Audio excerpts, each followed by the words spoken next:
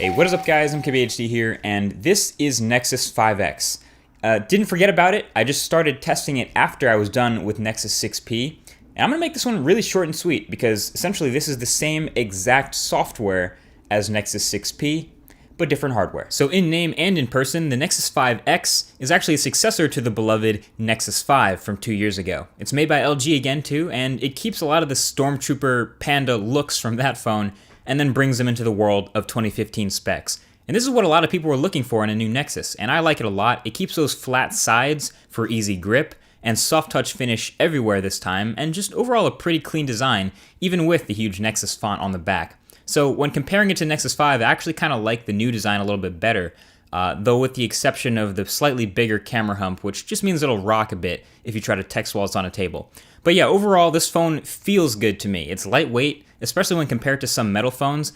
Some have said like it feels cheap without any metal, and I do tend to agree a bit, but I've had no problems with the actual build. It's put together very well.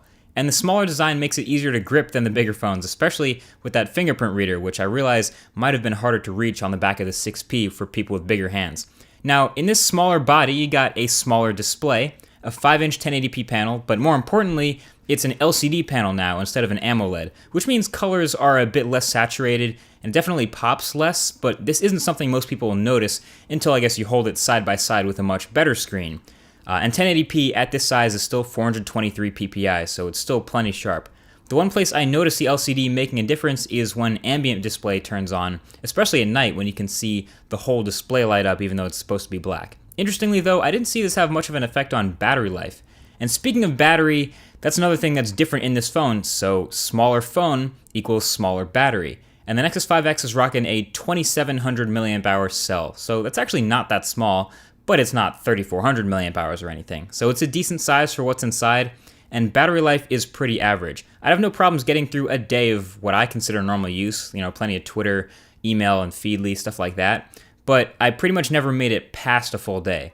What's nice though is Android 6.0's best new feature is doze, and I've noticed this with pretty much every Marshmallow phone I've tested. Standby time is excellent. Actually, while I was testing Nexus 6P, I had this 5X sit on my desk for literally a week, still signed in and pulling notifications and everything, and it was fine. So if you're a lighter user and your phone spends more time in standby mode, you'll have no problem with battery life here.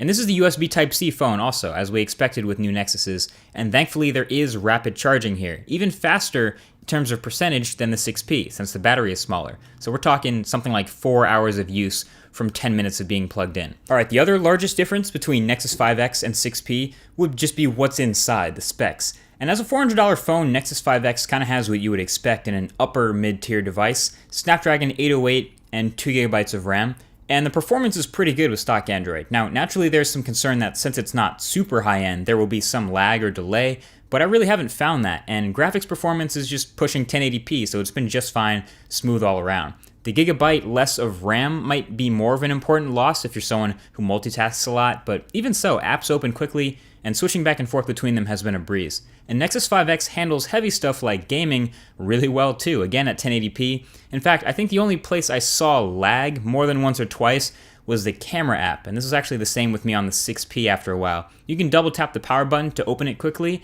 and sometimes it loaded up nice and quick and you can take the shot. Other times it hesitated big time and actually missed the shot. So this is probably the one app in Marshmallow that I've had any sort of performance issues with, but once you get in a groove and use this phone with normal use, it's pretty much fine. Oh, and speaking of the camera, this phone is rocking the exact same optics and sensor as the Nexus 6P, so no difference in image quality there, which is great because that's actually a pretty good camera. The only minor difference is the processor is capable of pushing 120 frames per second slow motion instead of 240. But if you're interested in image quality samples, I'll have a link below to that. This is a great camera for the price of the phone. And you also have the fingerprint sensor on the back in the same place. It's a little bit easier to reach since the phone's a bit smaller.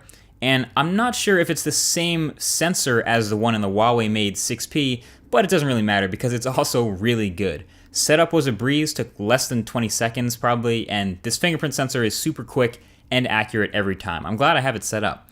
And that's it. Past all your hardware is just stock Android 6.0 Marshmallow. There aren't a whole lot of Surface bells and whistles. It's just pure, clean, functional experience like that we used from previous Nexuses. And I think that suits this phone really well. Nice and clean hardware, nice and clean software. Overall, a very well-rounded device and a really nice sequel to Nexus 5. So overall, with Nexus 5X, it isn't the best phone at its budget or anything like that, but it is one of the best. And really, if you were looking forward to Nexus, or if you're a Nexus guy, if you wanted a refresh of the Nexus 5, then this is the phone you're looking forward to. So overall, that's who I'd recommend the phone to. People who want a Nexus device, people who want an unlocked device, people who want that pure stock Android experience, and people who want to be first in line for updates. Not second, not third, must be first. So that's what this device will get you for the price. That's basically it.